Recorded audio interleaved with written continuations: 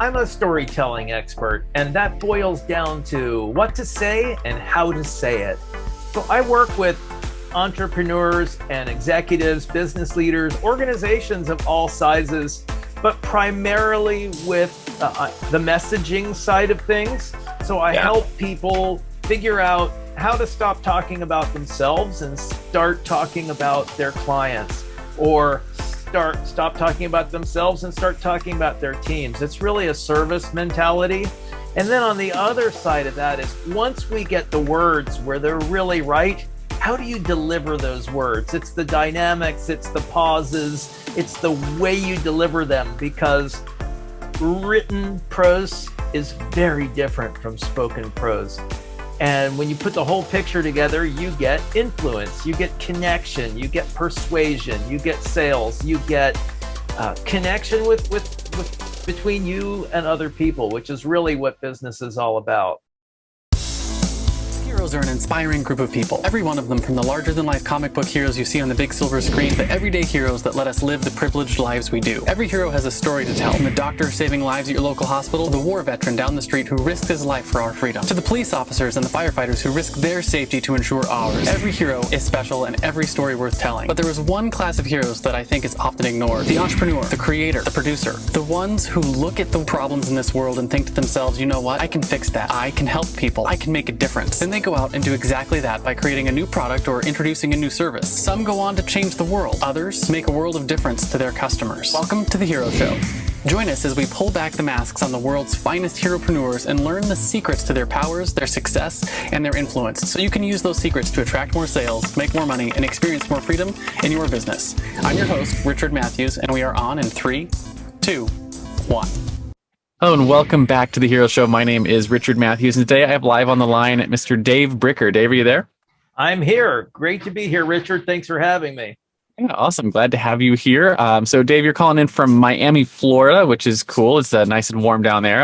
I imagine, at least. We're up in Gettysburg, Pennsylvania. For my audience who sort of follows us around in our travels while we do this podcasting gig, we're on our way down to. We're going to go see the Capitol this next week in Annapolis and Washington. So, well, we're going to try and see as much of the Capitol as they'll let us see, despite our pandemic. But we put it off. It's like we've had 2 years we've tried to get up the East Coast and haven't been able to do it because we had a baby and then we had a pandemic. So we're going to try again this year. Maybe it'll happen. Maybe it won't. It's a great place to visit. Yeah, that's what I'm hoping anyways. So what I want to do real quick, Dave, is I want to go through your introduction so people know who you are, and then we'll get in and start talking through your story a little bit. So as a young man, Dave Bricker was inspired by the remarkable people he met in Miami's secret floating village, which I'm really excited to hear more about. It's a sailboat anchorage a quarter mile off the shore of Miami City Hall that attracted world travelers, squatters, and dreamers.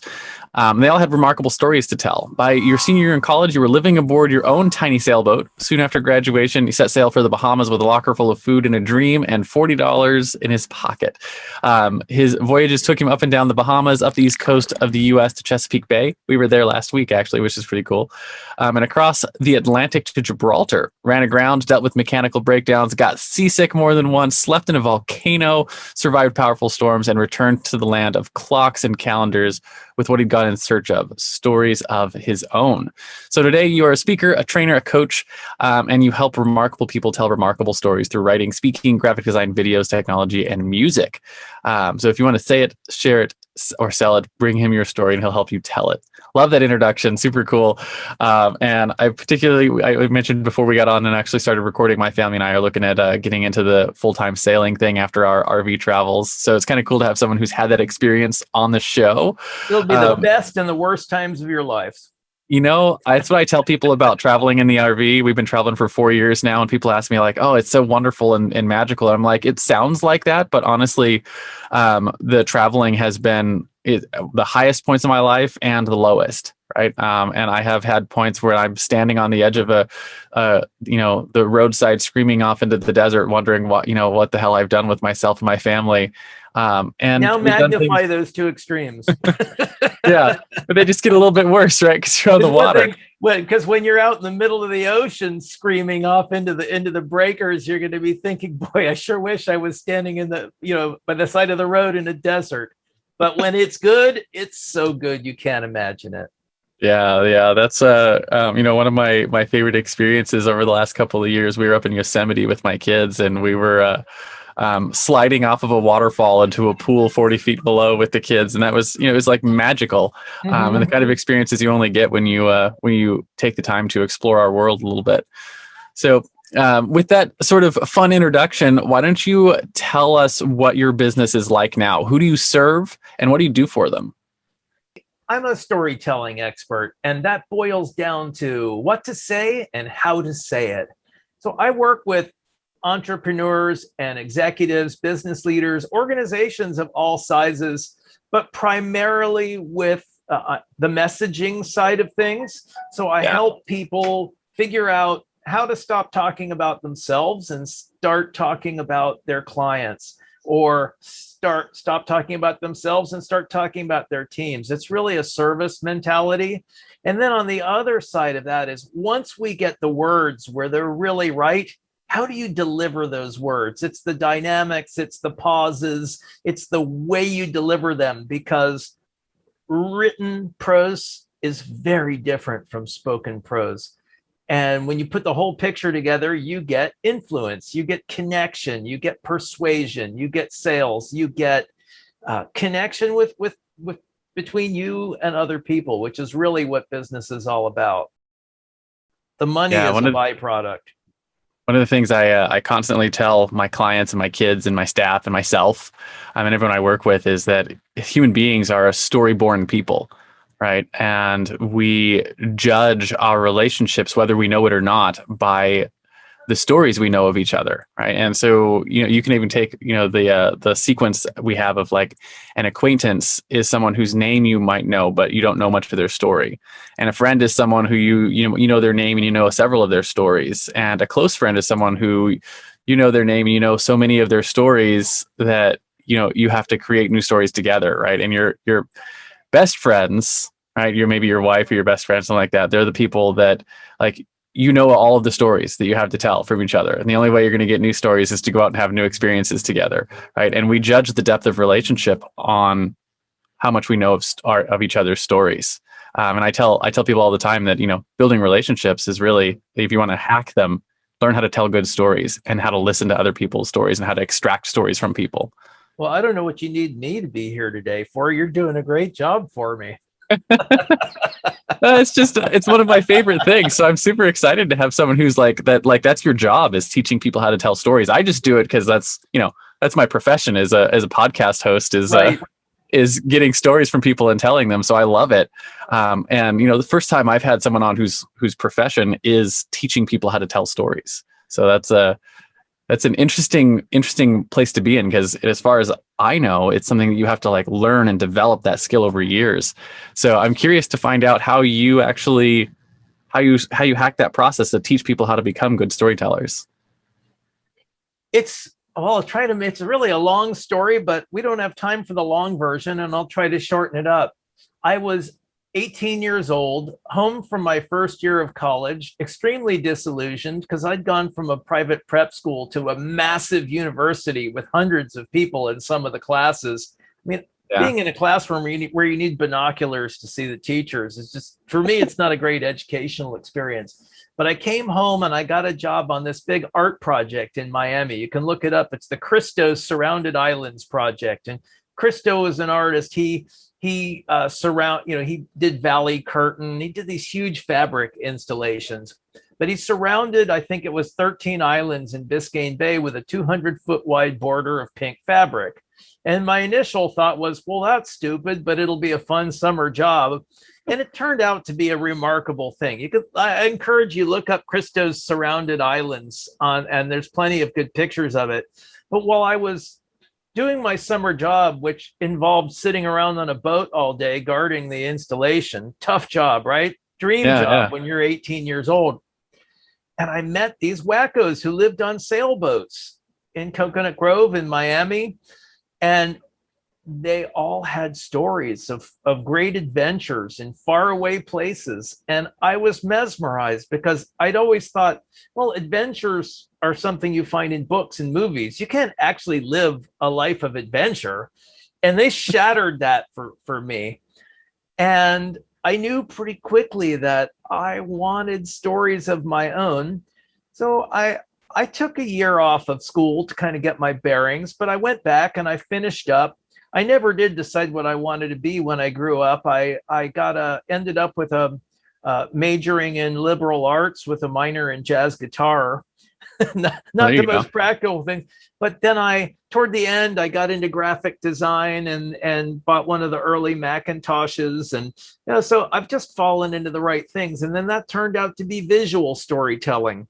And as I went through life, I finished college, and then, as you've already said, I bought myself a sailboat during my senior year, and I moved on board and started fixing it up. And after about 6 months after graduating, I threw my keys in the bay. I didn't need them anymore, and I took off for the Bahamas. I found myself alone in a foreign country with no money, but I odd jobbed my way around and, play a little harp music here. We'll get the time to pass, and eventually jumped on a friend's boat, and it was a wooden boat that he'd built. It was beautiful. This German guy, live to work and work to live. He went into the forest and cut down the trees and milled the lumber and built the boat. And this sailing cuckoo clock of his, and we sailed it from the Bahamas through the Azores to Gibraltar, 38 days at sea.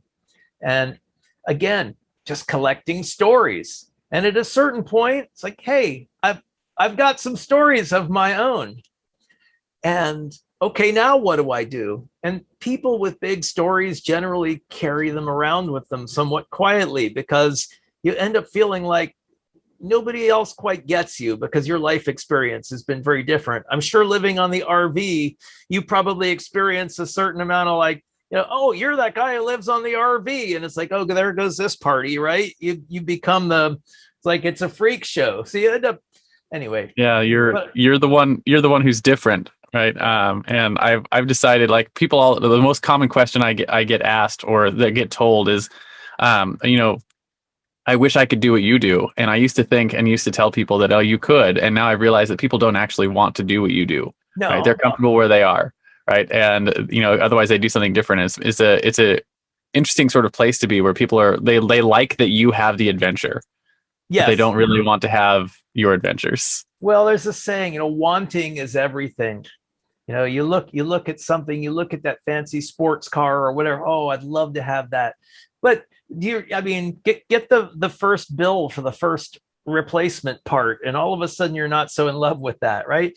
It's wanting is everything. And I think, but anybody who's got a big story, it doesn't have to be an adventure story. It could be, someone who got out of an abusive relationship or addiction. It could be somebody who spent 3 days hunkered down in a foxhole with 2 other people.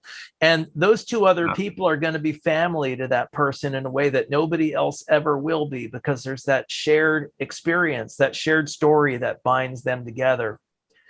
But I came back ultimately to the land of clocks and calendars. I started a little graphic design company and web company. And I started working with all sorts of people with all sorts of messages. And then I started helping people with books, and people would send me books for typesetting, because I do old school typesetting. Because if you go into a bookstore today, the books all look like crap because they're tiny type and the lines are packed together and the margins are narrow.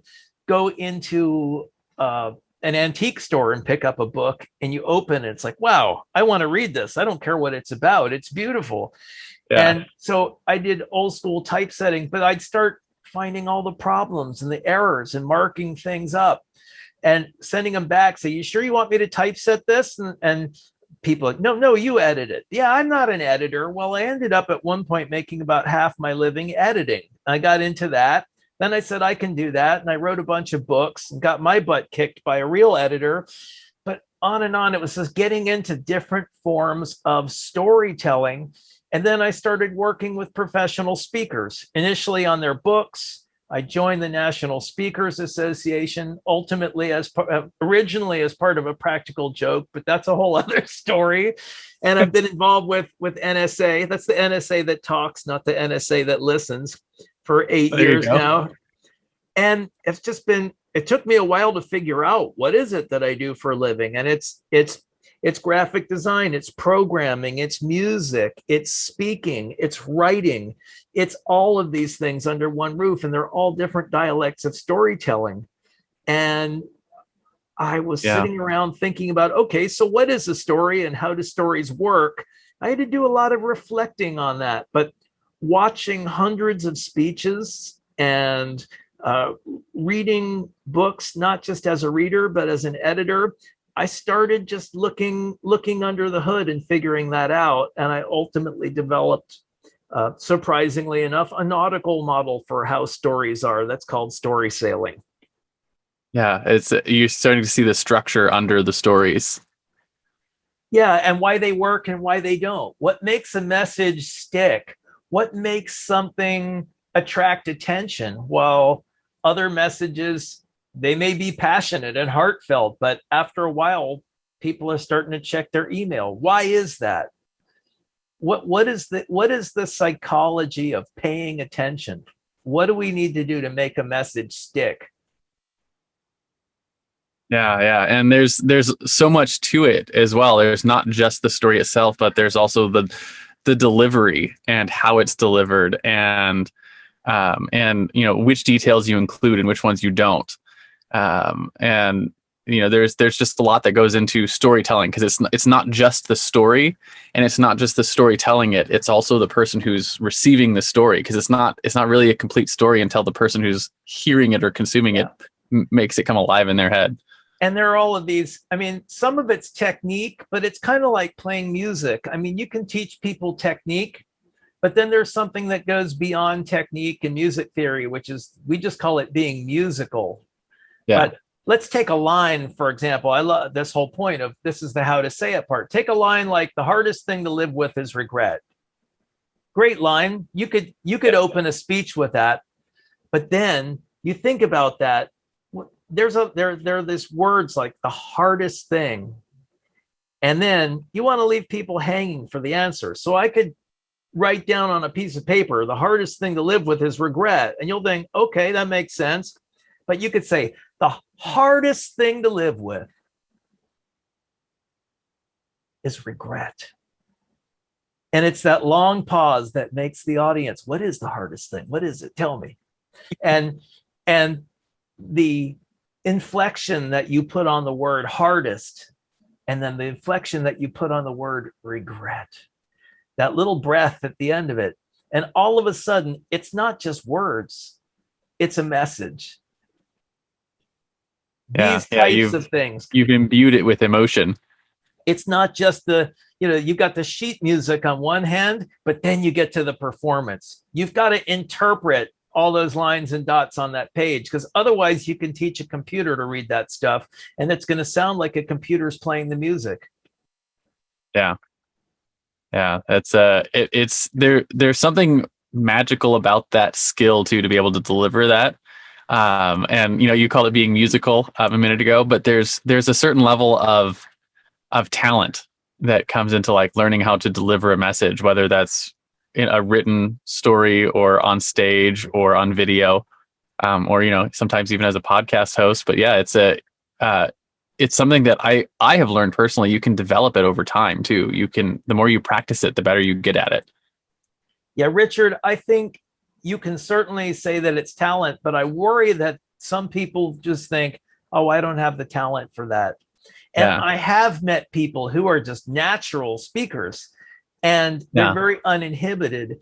But it's interesting, because when you're coaching people on presentation skills, part of the biggest part of the job is not so much teaching them the skills, is teaching them to be fully, authentically themselves and to let out the energy, the emotion. Because look, when we're kids, at some point we're screaming around the playground and somebody says, hey, cool your jets, act civilized, time to use your inside voice. And the ladies get it earlier than we do. And we spend our lives trying to be chill, which is why there's this mythology that any message that we try to send to corporate has got to be boring, can't be exciting.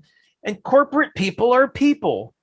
They go out drinking on Friday night. They listen to rock music. They're people. They don't want to be bored any more than anybody else does. So I think that this idea that, yeah, it's a talent, but it's a talent that you can learn, because most of it has to do with unlearning all of the inhibitions that you've been wearing for so long, that you've been wearing those clothes for years and haven't even taken them off to wash them. Yeah, I tell people you have to learn how to take your personality and turn it up to 11, right? And sort of free yourself a little bit. Like you have yourself, and you have the distinctive parts of your personality. When you learn to lean into that, that's what sets you apart and allows people to pay attention to you. And look, I lived on a sailboat for almost 15 years. I invented introvert, and most of the professional speakers I know are introverts. But we've all learned how to get out of our own way and let whatever it is, let our authentic selves shine through. Yeah, absolutely. So I want to talk a little bit about your superpowers, right? So your origin story is really cool. You've got all sorts of things that you've done over the length of your life here to get you where you are. And the volcano wasn't erupting at the time I slept in it, by the way. Just so you know, that's probably a good call. Otherwise, you'd look a little different. Yes, a little more face melty, probably. Right. So, we say on the show all the time, every iconic hero has a superpower, right? And, that could be a fancy flying suit made by your genius intellect, or the ability to call down thunder from the sky, or super strength. In the real world, heroes have what I call a zone of genius. And right, that's either a skill they were born with or a skill that they developed over time that really energizes all of your other skills. And I think we've already sort of hinted at a little bit, but the superpower is what sets you apart. It's what allows you to help your people slay their villains and come out on top in their journeys. And if you look at all the skills you've developed over your life, your superpower is sort of the one thing that ties all of those together. So with that sort of framing, what do you think your superpower is?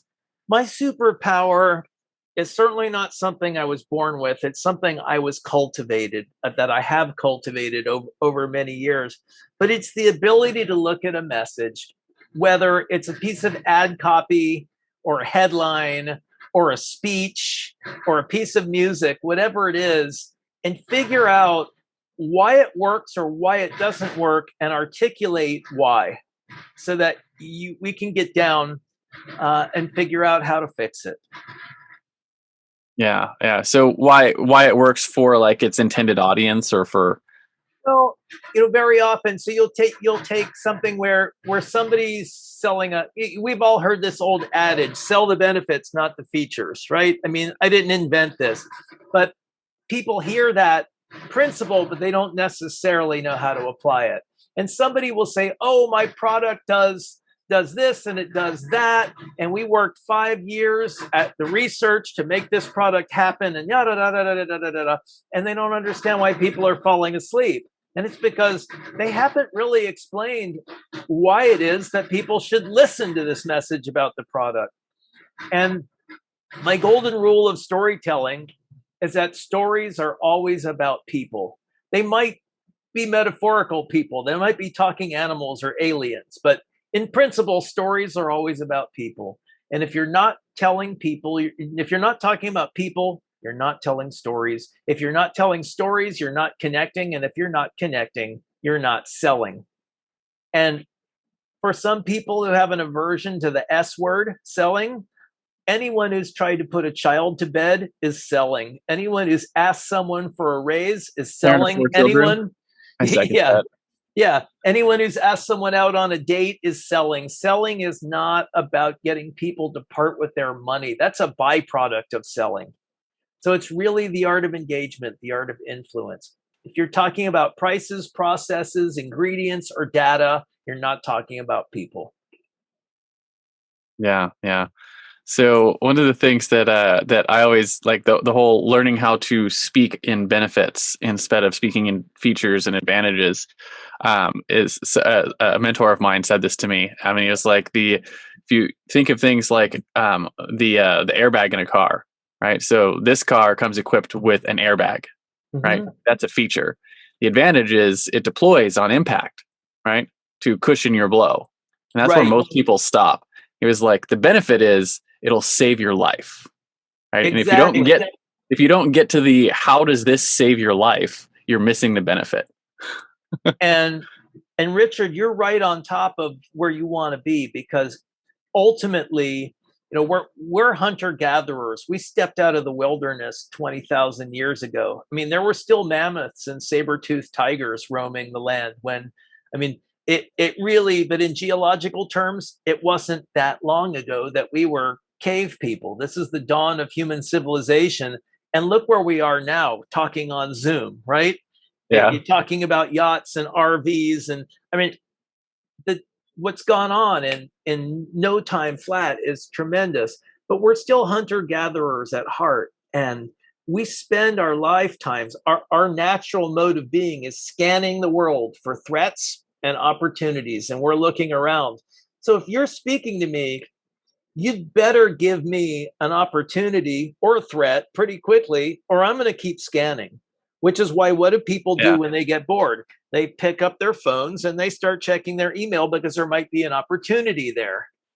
And obviously, as speakers, as writers, as messengers, we don't really want to deliver threats to people, but the value proposition's got to be clear up front. That's why they call it paying attention, because somebody is deciding to invest in your message instead of in what they might miss by not scanning.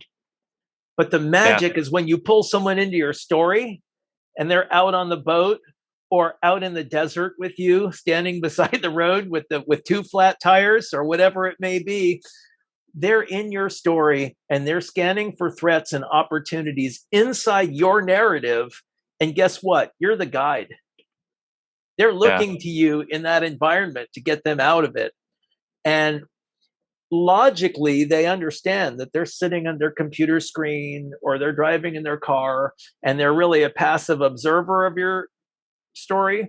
But on an instinctive level, on an amygdala level, they're in your story fighting for Yeah. survival. But And when we have what a I love message, we want to reach people here. Yeah, absolutely. What I love about that metaphor too, especially is the because I tell this all the time with teaching people how to do selling, is that what you're doing is you're taking people on a journey, right? And the metaphor I always use for them is, if it is, just for uh, a grounding sake, is like anything you're selling, you're trying to take someone like, hey, they're in Los Angeles and where they want to get to is New York. Your job as the salesperson is to help them go on that journey. Right. Yeah, I'm gonna take you, like, in the ad, you might take them from Los Angeles to Nevada. And in your first, course or something like that, you might take them from Nevada to, like St. Louis. But anyways, you are the guide that takes them on the journey. And maybe your business only helps people get to St. Louis or something, but you should always help people on, like, hey, the next part of your journey is going to be across this part of the country, and you have to go here. Here's what you're going to look forward to, and the problems you're going to run along the way. And it's always about the journey you're taking someone on. And the best way to take someone on a journey is through storytelling. No question about it.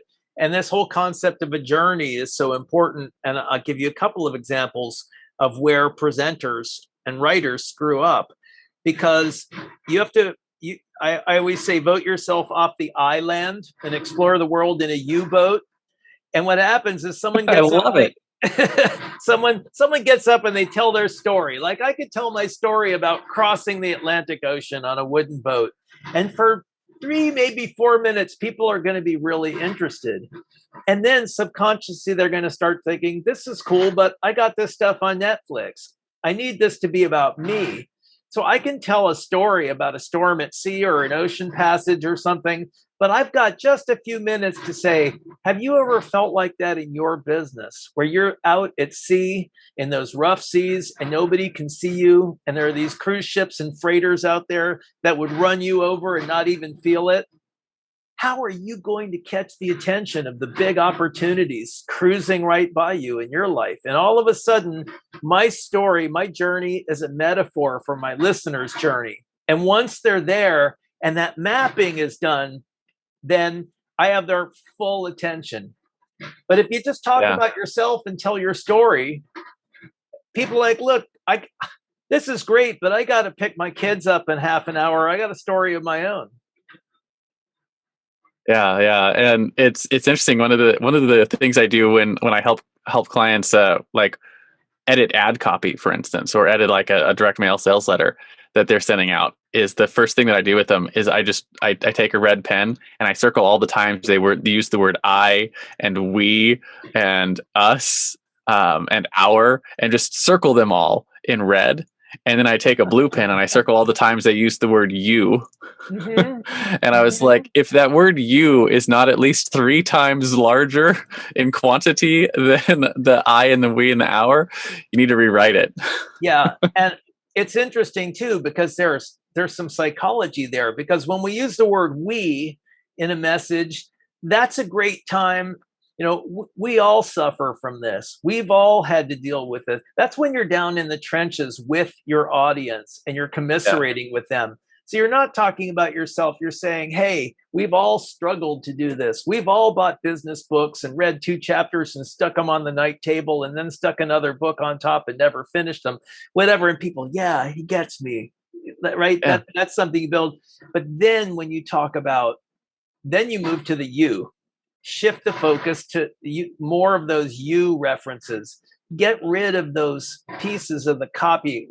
Our company offers, I believe, I think, we're proud of, we're excited to announce. They don't care about you, at least not until you've given them a reason to think that you care about them. Yeah, and you have to learn how to take, the service that you offer and put it in terms of, I call it living in the promised land. Right. So if they're on one side of the, I call it, my whole metaphor for it is you've got the crocodile infested river and you got the land of pain that they're living in right now. And then you got the promised land on the other side of the crocodile infested river. And your job as a storyteller and as a product developer and someone who offers services and whatnot, is to take someone from that land of pain and lack and to get them across the crocodile infested river, which is their journey they have to go on to live in the promised land. And you have to take them over to the other side of the promised land and show them what life is like after they've solved their problem. So right? After they've cleaned their pool, after they've, bought your car, like what does their life look like now that their problem is gone? All right. Because all the stuff before that, they don't care about. Your model's wonderful. And I think you'll get a laugh out of this, because my model is that the person, the client, the subject, whoever it is, the main character in the story, is stuck out in a sailboat on the rocky, stormy seas of conflict, which is the equivalent of your land of pain. And they need to get across the water to the safe port of transformation. And in order to do that, the water needs to be deep enough. And therefore, the problem you're solving needs to be deep enough. It needs to be the authentic problem. The problem is not that they don't have enough money. The problem is that they don't have enough money to feed their children. There's some survival level thing that's really going to motivate them. That's where the deep water is. And then finally, what moves that sailboat is wind, an invisible, powerful force. And that is that individual person or organization's unique set of talents. Could be their team, it could be their leadership, it could be specialized equipment, whatever it is that makes them unique. And there's no competition. How do they use their wind to blow from the stormy seas of conflict to the safe port of transformation without running aground on those shallow rocks? So my model is very similar to yours. And this is the beauty of storytelling, because you're talking about crossing a river, which is a very common metaphor for a journey. I'm talking about crossing a body of water, and somebody else will come in and talk about climbing a mountain. And you know what? It's all common metaphors for the journey. I always explain that we storytellers, we're journeyists, not journalists. That's a great way of putting that. I like that. And I like your metaphor too. It's very similar to mine. And I always I personally I always use that in my storytelling stuff, is looking at, someone who's where are they now in that land of pain and lack, and like there's like levels of awareness, like how close to the crocodile infested river they are. Right. And Hmm. depending on how far they are from the edge of that precipice, is like it determines how you're going to talk through the message. And when they're actually going through the journey of crossing the crocodile infested river, right, that's where they're actually going to try and solve their problem and come out on the other side. Like Hmm. there's so many pieces to hit in this story that you're telling. And I find personally, just as a fellow storyteller, having your own sort of metaphor that you work through in your head is really, really helpful because you sort of have to have like those mental hooks where you're hanging the pieces of your story, so you're not missing things, and so you're actually telling a story that's going to engage your audience, right? And it's super cool to hear that you're doing a similar thing and helping people the same way. Yeah, it's fun, but I love how, the language of the metaphor is different, but the essence of it is pretty much identical. The Yeah, other yeah, th- because human beings are the same. Yeah, exactly. We're all different, but there's this other sort of undertow, this stream underneath whatever words we use, this current. And your metaphor will work just as well as mine, which will work just as well as the mountain climbing one, which will work just as well as the training to run a marathon one. It's interesting. The gap happens, and I think this is where some of our good work gets done, is very often the conflict is not what the client thinks it is. Yeah, And this is where coaching comes in, because if you come in and prescribe, no, this is not your problem, here's what's really wrong, they're going to send you packing. And and and that's the difference between coaching and consulting, because a consultant brings smart answers, but a coach asks wise questions. And that's where you get with your client and you ask them those questions that allow them to reveal the truth to themselves. Then you can go forward. Because very often the problem is that they're stuck in the wrong story. They don't think something is possible, or they think someone else is holding them back. Things like yeah, that. yeah. I like that idea of being stuck in the wrong story, Hmm. too, because the story you're telling yourself is going to determine a lot of your actions. And if you're telling yourself the wrong story, you're going to take the wrong actions and end up in the wrong spot. Yeah. So All roads ultimately lead home, but sometimes that's the long, hard road that you don't need to take. yeah. So I had a thought when you were talking about the sort of the metaphors all being common and human beings being the same. You've traveled the world a bit. One of the things I've noticed as a traveler is that as we go places and you meet people and you meet kids and you meet families and you meet people in all sorts of different walks of life from different cultures and whatnot, is ultimately the biggest thing that I've noticed is that human beings are incredibly consistent. We're consistent in like uh, what we like to do and how we talk and how you communicate, even if you don't speak the same language or have the same culture. Um, just from a biological standpoint, it all comes back to learning how to tell stories and learning how to tell stories to like watching kids play. They're all telling stories to each other. It doesn't matter whether or not they speak English or whatever. They're all doing the same kind of thing. I'm just curious if you've sort of experienced the same thing. Yeah, I have. And, stories are just the language of the human soul.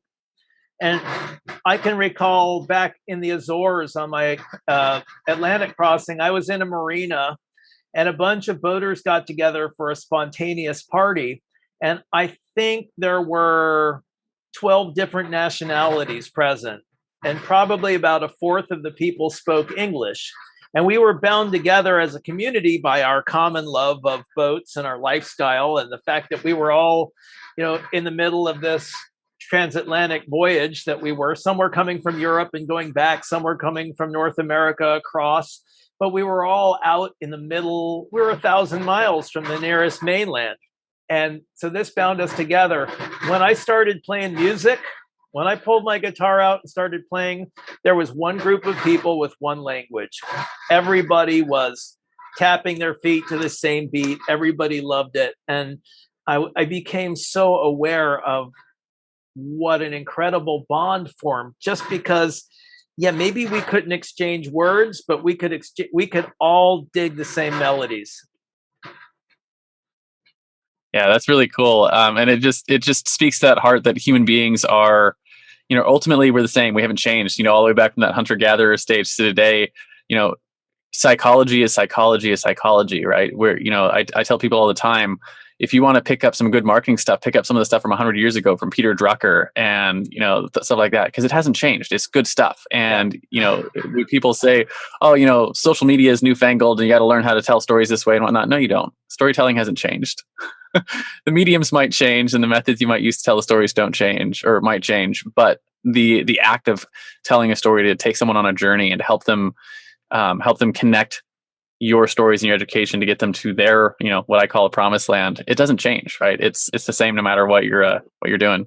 Absolutely. You know what? You beat on a drum, people are going to dance. It doesn't matter if they're a bunch of computer technicians on the 50th floor of an office tower, or if it's some primitive tribe out in the middle of a jungle somewhere that's never seen civilization. You bang on that drum and we're all going to dance.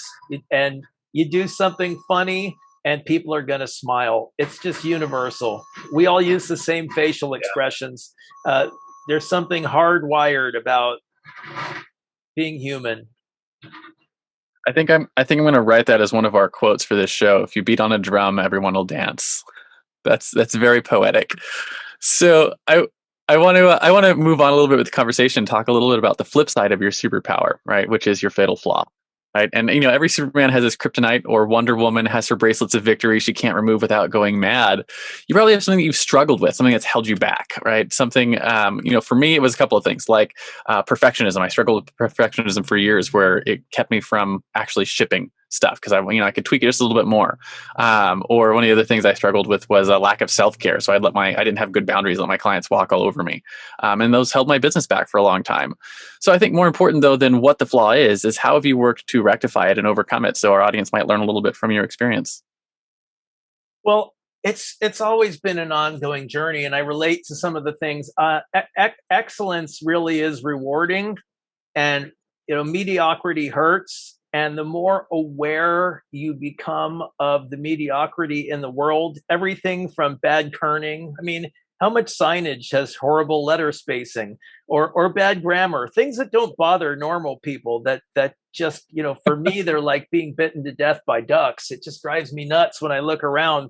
So the more discerning you become about the messages in the world, the way people express them, it's like, oh my God, it's like you become aware of all of this pollution around you.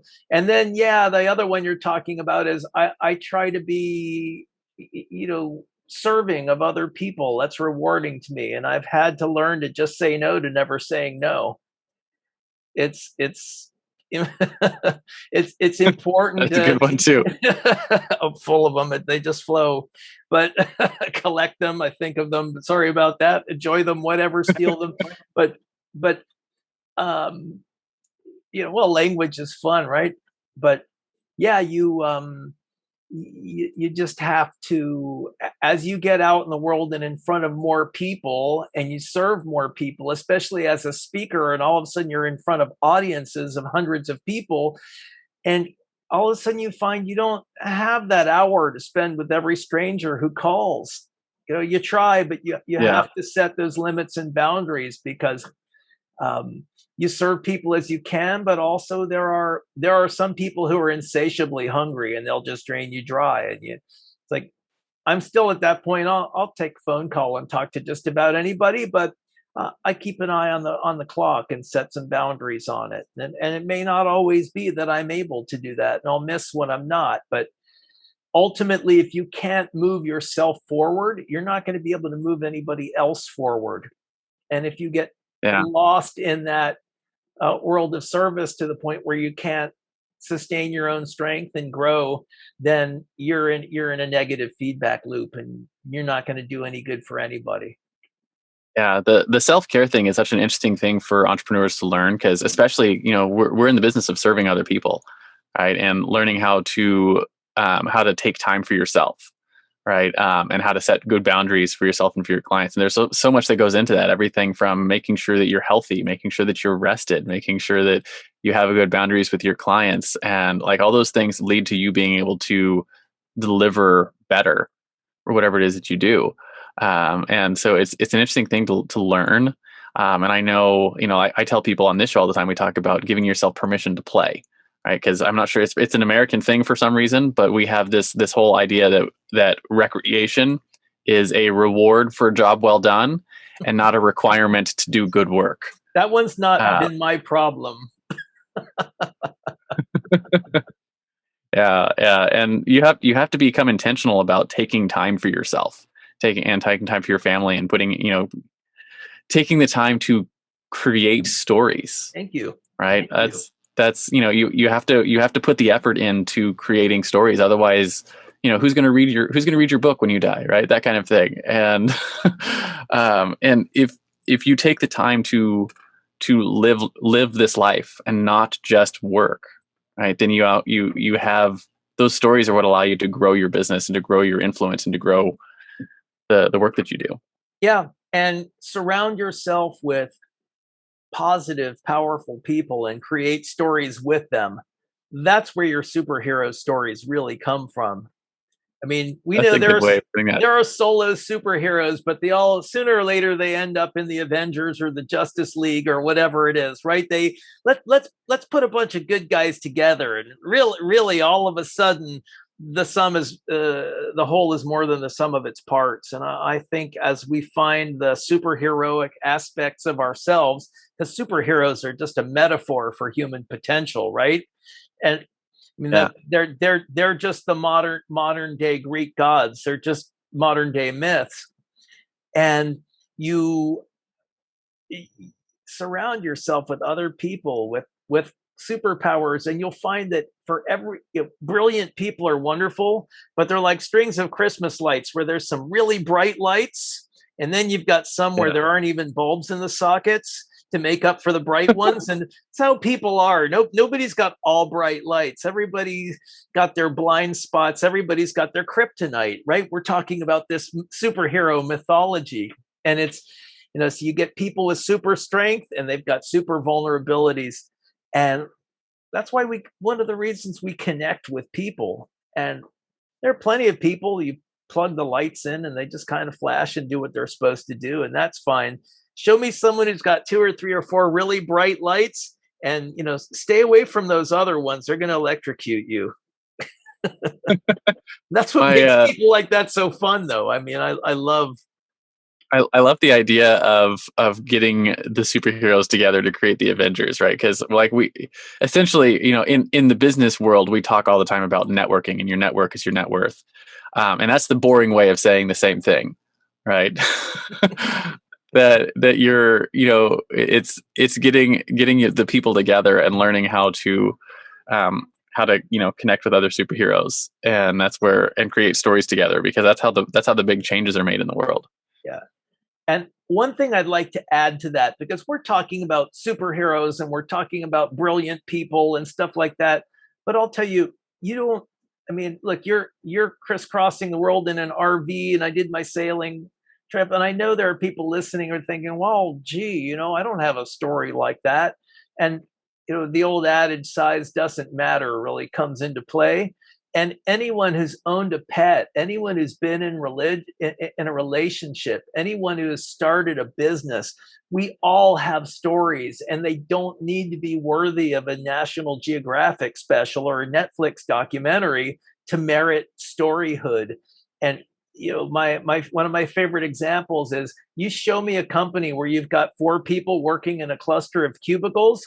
If you could be a fly on the wall and listen to the messages that go over and under those walls and around, and the jokes that happen and stuff, the little tiny community that forms in that group of four people working in an insurance company, you could write a sitcom about that. We all have stories, but sometimes we don't think our stories are meaningful or big enough or valuable. And we can, I mean, people can create stories in solitary confinement. People can create stories anywhere, and they all matter. Yeah, yeah. It's one of those things that I haven't yet figured out how to help other people understand that their story matters, like on a consistent basis. If there's some magic to that, I would love to know. But the idea that your story matters, and the reason it matters is because it's unique. It's unique to you, right? You're the well, to go back to my metaphor of crossing the crocodile infested river. I always tell people, when someone's standing on the edge of that precipice and they want to cross the crocodile infested river, the one who's going to help them is you, right? You have your boat, and your boat has, it has crocodile disintegrating lasers and GPS navigation and, whatever. And the most important part of that boat is it's got you as the captain, right? Mm-hmm. And as the captain, you have perspective. You've been across the river before. You have a story, and that perspective is such an important part of the value you bring to the world, right? Yes, And but our role is to be the guide in the story. They have to be the hero of the story. yeah, So if they just pay us to ferry them across, they don't grow. They don't learn from the journey. They're a few dollars yeah, shorter and they go on their way. And there's a place for that, right? We talk about stuff that people, I'll bet you're in the same place living the way you do. You get stuck in a do-it-yourself loop, and hours later you think, I could have paid somebody to do this, and I could have been out of here 3 days earlier for a lot less money. But we want to take charge of things. But yeah, it's so important to encourage the people we work with to become a captain, to become a navigator. yeah.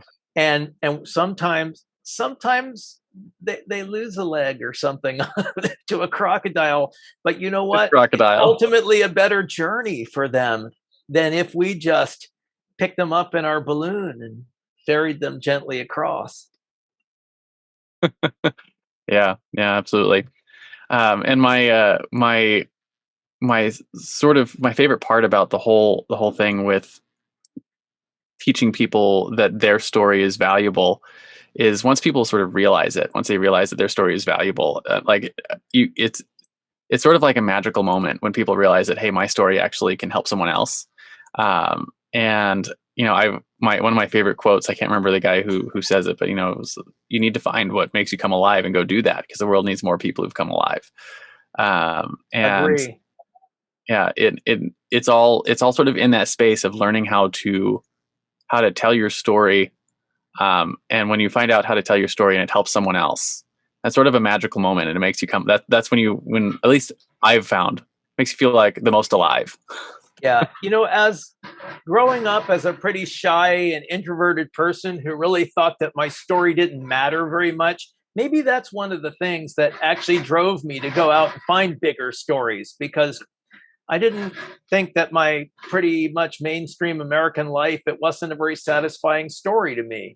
And so I went out and did some things. But what I've come to realize, especially working with executives and people like that, is we create this story in our head that executives and celebrities and people in power are so confident and they have everything together and they're so in control. Another aspect of the human condition is that we all battle the demons of self-doubt. We all are subject to self-doubt, to thinking, to imposter syndrome, and all of this. And this is the universal human condition. And when we allow ourselves to get stuck in that quicksand, I think that's what prevents us from having that big story. People say, "Oh, you sailed across the ocean? I could never do that. That's just terrifying. Weren't you afraid? I don't have the guts to do that." And I'll say, "Well, how many hours a day do you spend on the expressway?" It's like, "Well, an hour or two, and an hour from work." Okay, that's 10 hours a day. So you're spending 500 hours a year on the expressway, and you think crossing the Atlantic Ocean is dangerous.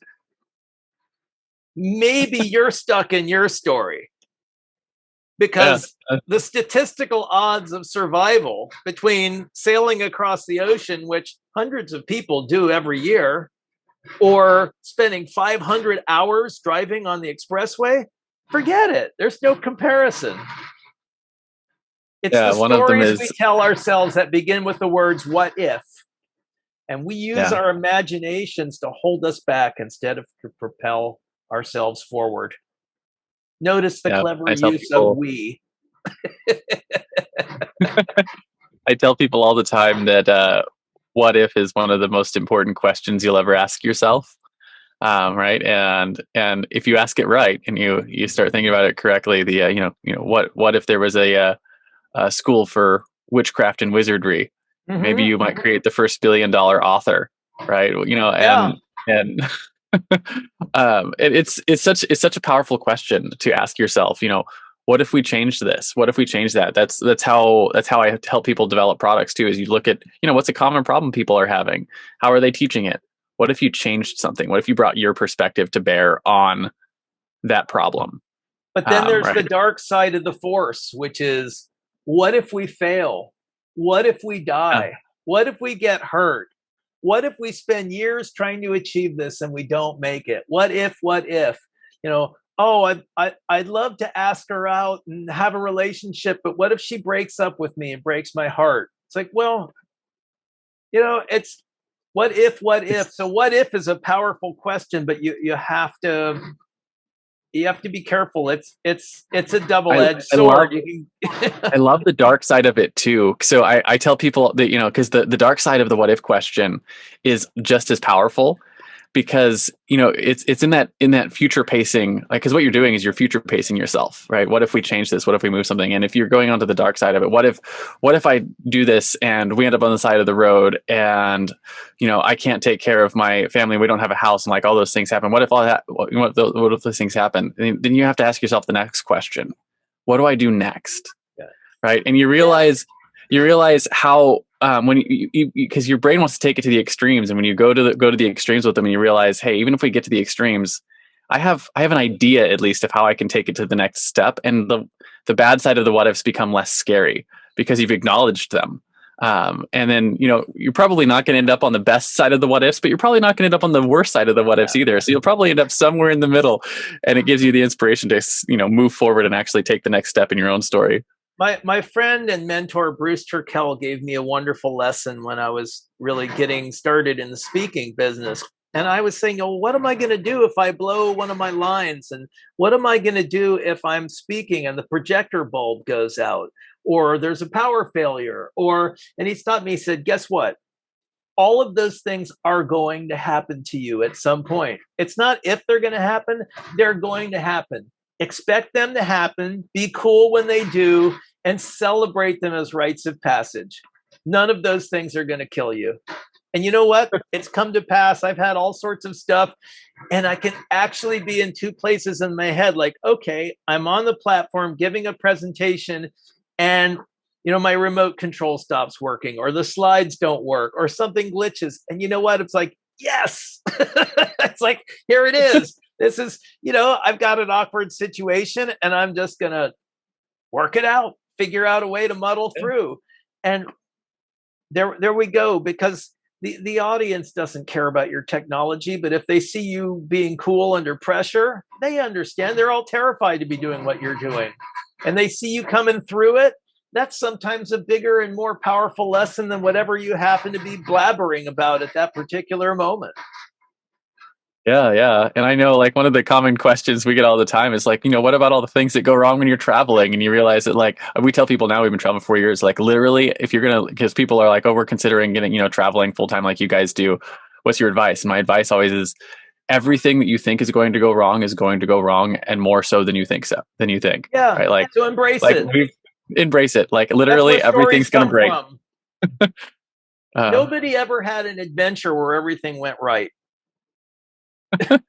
That's a good way to put it too. It's not an adventure if everything went right. Exactly.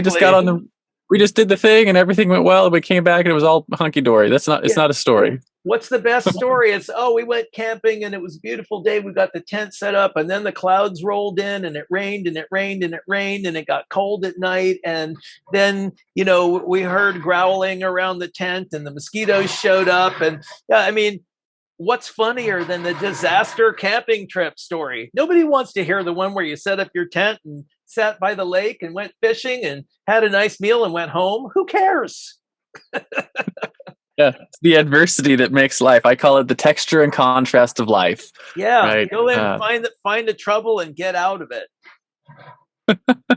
So I want to talk a little bit about then, your common enemy, speaking of things that go wrong, right? Every superhero has an arch nemesis, right? It's a thing they constantly have to fight against in their world. In the world of business, it takes a lot of forms, but generally speaking, we put it in the context of your clients, right? Someone hires you and says, hey, I want to help with my storytelling. What is a mindset or a flaw that you're constantly having to fight against to overcome so that you can actually get them the results that you promised in the first place? You know, if you had your magic wand and you could take your client as soon as they hired you and bop them on the head and not have to deal with that anymore, what is that common enemy, that arch nemesis that you have to deal with?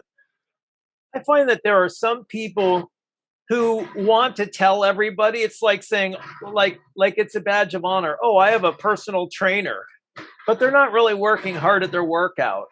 And for people who want a presentation coach or a messaging coach, sometimes they're just looking so that they can they want to be able to tell somebody that they have this person attached to them, but they're not willing to listen to them. They're not willing to fight with them. And it's sort of like They're just clients who hire checking you off a to, box. yeah, clients who hire you to be a designer and then tell you what colors to use and what fonts to use. Essentially, I have no patience for people who hire professionals and then tell them what to do. And it's not that you have to accept everything that we say with as gospel. Challenge it. But some people just aren't coachable because, no, I've always done it this way. Thanks for the input, Dave, but this is the way I want to do it. And you're thinking of 10 reasons. Why did you hire me? Yeah, why? I mean, look, I've got people who value my input. So, I mean, just to have me, I mean, the money's nice, but I won't keep a client for that, like that, for very long. I want, look, it's a collaboration, whether we're working on a book or a speech. It's all about tough love going in both directions. And we put on our softest gloves and we hit each other as hard as we can. And it's fighting for the high ground where no, I need to say this in some way. And then we find another way. We could spend an hour talking about a sentence, and then other times the pages just flow by. But at the end, everybody feels like, yeah, this is good. I feel good about this. We've got the message. Yeah. So it's ultimately, I think that, the people I'm fighting with are the people who, they say they want a teacher, but they're not willing to learn. They're not willing to participate in the process. Their egos are too fragile to withstand feedback and input. And if the story they're stuck in is that they're already perfect, I have no reason to dissuade them from that belief. Life will do that for me. Yeah, and then they'll come back at some point. So it's an interesting thing. I know I've dealt with that myself, and in the coaching space, I don't do a lot of coaching anymore. But the one that's always bothered me is in the graphic design space, which you mentioned, because we did that in the past, did a lot of website building, and you'd put things together, and then they come back and they'd be like, I don't like that. I want it to be this way, and you'd be like, but you see, I do this for a living, and if you do it that way, things are going to break. Yeah. Like, it's not going to do what you want, and they want to fight you on it. Yeah, or like, yeah, I know you're a global organization, but globes and swooshes are the two most cliche elements you could possibly put in a logo. And do you want to look distinct and unique, or do you want to look like you put $5 in the logomatic and got what it sent you? It's like, don't hire a designer and then art direct. And you know what? You don't even really, ideally you will, but what if you don't like how the thing works, how it looks? It's okay as long as your clients and customers do. It's a business instrument. We're not decorating your bedroom. Yeah. It's not about you. Yeah, it's about serving your clients. And I worked with a big pharma company once, and worked with this vice president who was the guy who brought me on. And he was great. And I showed him a design for something I'll never forget. He said, Dave, I can't say I love this, and it's certainly not what I would have thought of. But he said, I trust you. If you think this is a design that's going to work, then I say we go with it. And I thought that was just wonderful leadership. Here's a guy who's vice president of a multi-billion-dollar pharmaceutical company, but his attitude is, we brought talent and expertise on board. We're paying good money for that talent. the stupidest thing we could do is second guess that talent. The Hero Show will be right back. Hey there, fellow podcaster. Having a weekly audio and video show on all the major online networks that builds your brand, creates fame, and drives sales for your business doesn't have to be hard. I know it feels that way because you've tried managing your show internally and realize how resource intensive it can be. You felt the pain of pouring 8 to 10 hours of work into just getting 1 hour of content published and promoted all over the place. You see the drain on your resources, but you do it anyways because you know how powerful it is. Heck, you've probably even tried some of those automated solutions and ended up with stuff that makes your brand look cheesy and cheap.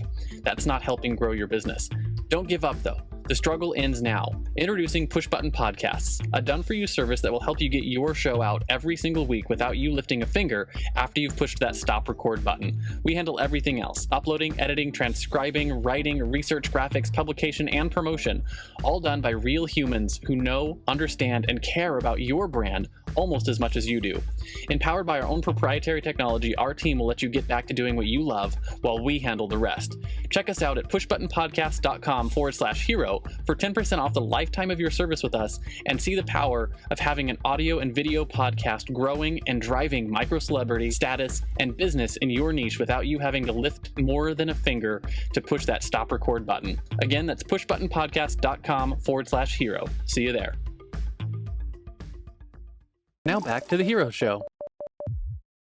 So I want to move on a little bit and talk about your driving force, right? So if your common enemy is the arch nemesis, is what you fight against, your driving force is what you fight for, right? So just like Spider-Man fights to save New York, or Batman fights to save Gotham, or Google fights to index and categorize all the world's information, what is it that you fight for with the story sailing?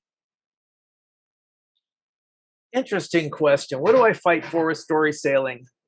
I find, again, there is ultimately, when you get rid of all of these veneers of expectations and self-doubt, you arrive at a certain undeniable authenticity. And I think above all, what I find more rewarding than the money or any of it is watching somebody discover that and become that larger version of themselves that they were always afraid to be. And I've done that as an editor, but as a presentation coach, I can do in hours what it takes me months to do, working with pros and getting somebody to that next level. And I love watching somebody come in and, people who look at their feet and give you a limp noodle handshake because they're so pathologically shy. And 3 months later, they're up on the platform and they're gesturing and it's like something comes out of them that they were always afraid to let out.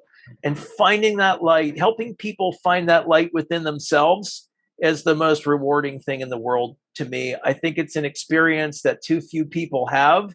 And some people will find it through presentation, and some people will find it through dancing, and some people will find it through playing cello. It's not that people have to work with me on presentation skills, but find some way to express yourself and work with some mentor who will help you rediscover your big.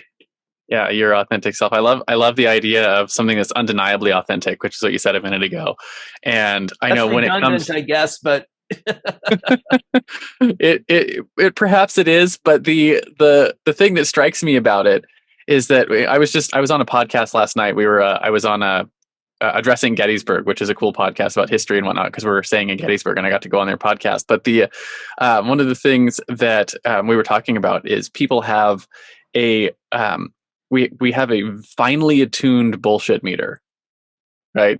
Where if the story details for whatever it is don't line up, like we don't trust the story, right? And so we know when something is not authentic, when the story doesn't make sense. And when you are not living your authentic self and not living, being undeniably authentic, that shows. Other people see it, right? And so it's hard to connect with them and hard to have that sort of next level. I'm interrupting you, but I remember being a little kid and my father took me in the movie theater to see 2001: A Space Odyssey. And at some point in the movie, he says, "Why is there sound in space?" He messed me up for life. That's accurate, right? The bullshit meter is hard to fool. Yeah. And so better than trying to fool it is learn how to be authentic. So yeah, I love that idea that what you're fighting for is to help people become undeniably authentic Yeah. with themselves. That makes the So world a better place. yeah, so I'm gonna skip forward and talk a little bit about your guiding principles, right? One of the things that makes heroes heroic is that they live by a code. For instance, Batman never kills his enemies. He only ever takes them to Arkham Asylum. So as we wrap up the interview, I want to talk about top 1 or 2 principles you use regularly in your life. Maybe something you wish you had known when you first started out on your own hero's journey. So one of my principles is it's easier to humor a fool than it is to argue with him. It doesn't need a lot of explanation, but sometimes people just get caught up in meaningless rules and grids and things like that. And you just have to say yes and nod and not necessarily engage them, because that's the story they're stuck in, and you're not going to get them unstuck because they're going to cling to that story if it, no matter what. And so it's easier to humor a fool than it is to argue with him. And of course, it's easier to beg forgiveness than it is to ask permission. Now, I'm not saying ignore all the rules, but hey, you got one life to live, right? As far as we know, maybe we'll find out different at some point. But I'm counting on this one because I've got it and I'm experiencing it and I'm pretty sure it's real. And so Might be a simulation. You never know. There are, again, all of these people who will say, you can't do that. Don't do that. How many people, you're going to take off in an RV with your family. You're throwing your life away. People say all sorts of things to you, right? Try it with sailing. Oh, how can you do this? Whatever it is, it just challenges people's reality. And you know what? Sometimes you just have to go live life and do what you're going to do and make your own rules. So I find those two maxims work pretty well together. Yeah. One of the things I found with that second rule is that most of the time when someone tells you you can't do that or you shouldn't do that, they're not talking to you, right? They're trying to defend their own life choices. Exactly. Right? And so they're projecting something on you that's in themselves. And that realization was something that was really helpful to give myself permission to break rules, right? Because there's a lot of things about, you're 35 years old and you have 4 children. You should have, a corner house in a suburban lot with your business plan like that. Those are expectations, right? But they're not hard and fast rules for how you can live your life. You can choose to live your life the way that you want. Mm-hmm. And the and people you who tell you ultimately can't, have to. yeah, people who tell you you can't are talking to themselves, not you. And the third maxim, and it's interesting, I find usually to apply, a friend of mine gave me this one many years ago, is that a mule will wait 20 years to kick you once. And it isn't to say that you should necessarily hold grudges and wait for your chance to kick people, but sometimes you're best watching the situation, watching the stories that people are stuck in, watching the narrative that's swirling around you, and just wait for your opportunity. Because if you're reactive, if you just engage with whatever is causing the flashing yellow light to appear on your bullshitometer, then you're going to get caught up in that scenario. And sometimes it's like, you know what? Just keep hauling that heavy pack. Just keep walking down the trail. You're going to get your chance. Be patient. Don't get sucked into the maelstrom of BS that's going on around you.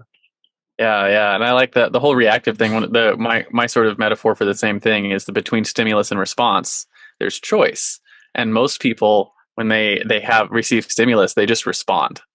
And if you learn to separate those things, that's where you have the patience. You can choose your responses. And I think your life is more fun to live when you learn how to separate those two. Unquestionably. Awesome. So that is basically a wrap on our interview, but I do finish all of my interviews with a simple challenge I call the Heroes Challenge. And I do this basically to get access to stories I might not be able to find on my own, because not everyone is out looking to be hosted on podcasts. So question is simple. Do you have someone in your life or in your network that you think has a cool entrepreneurial story? Who are they? First names are fine. And why do you think they should come share their story with us on the Hero Show? Well, I'm sorry I'm limited to only one, because I have been very good at surrounding myself with some fellow superheroes to keep your metaphor going. But a dear friend of mine has been Dr. Margarita Gurry, the Red Shoe Doctor. She's at drredshoe.com. She is a PhD psychologist. She speaks on a number of topics, including ethics. She's very funny.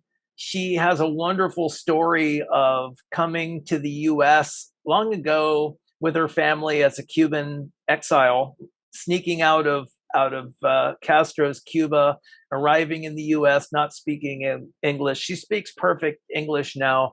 She's just funny and upbeat and full of humor and good messages, and one of my dear friends in life. And I think she floats very close to the top of the list of people who would be a wonderful guest on your show. Awesome. Well, we'll reach out afterwards to see if we can get connected to her. So in comic books, there's always the crowd of people at the end who are cheering on the acts of heroism for the hero. So our analogous to that as we close is, where can people find you? Where can they light up the bat signal, so to speak, and say, hey, you know what, Dave, I would really like to get your help learning to tell stories. And I think more importantly than where is, who are the right types of people to reach out and ask for your help? Okay, so first of all, I have a website at storysailing.com. That's SAILING, storysailing.com. That's my main website. And then I also have a subscription content about presentation skills, and you can find that at 52speakingblunders.com. And that's a video in your inbox every week. It's extremely affordable, available subscription content that 3 to 5 minutes every week. And I've had a lot of fun putting those together. So those are my principal contact points. And as far as who should contact me, I work with business leaders a lot, with entrepreneurs, occasionally with politicians. I work with people who want to polish a TED Talk message, things like that. I've done well with some people climbing the ladder in the World Championship of Public Speaking. One of my proteges hit the semifinals, top 35 out of 30,000 last year, and we're working see if we can get a little closer to that trophy this year. But that's for coaching, things like that. And then when it comes to organizations, managers, sales teams, customer service teams, anybody who's a professional speaker, and by that I mean who speaks to other people as part of their profession, not that they're necessarily up on a platform in front of a stadium, but they're facing clients. So it could be a realtor who drives people around all day. It could be a CEO who's terrified because they've got to give an address to their 500 employees at the company meeting that's going to be live and in person again coming up. And that's exciting. But now they get to get back on the platform, and people make fun of them every year because they're the big boss, but they can't speak their way out of a wet paper bag with the instructions written on the inside, and they know it. So whatever it is, people who want to build that leadership credibility, or people who want to teach their teams the art of engagement. Yeah, that sounds it's a wide swath of people. So if you're in that space and you need help telling your stories, definitely take the time to reach out to Dave. I know personally, learning to become a better storyteller has been one of the best decisions I ever made in my business. So I'd recommend, if you know that's a struggle of yours, reach out to Dave and take the time to hire someone who's trained to teach you how to tell better stories. And then my last question for you here, Dave, is, you have any final words of wisdom for our audience before we hit this stop record button? Yeah. Whatever your message is, start with the transformation. Don't start with what you want to say. Start with how you want them to be. When you're done, work your way backward from the transformation, and you will path from your introduction to your conclusion. Yeah. That's the escape and arrival. That's what I call it. So you get someone from one side to the other for whatever your transformation is. So again, thank you so much for coming on the show today, Dave. I really enjoyed our conversation, and we will talk to you soon. Richard, thank you so much. It's been a pleasure to be here.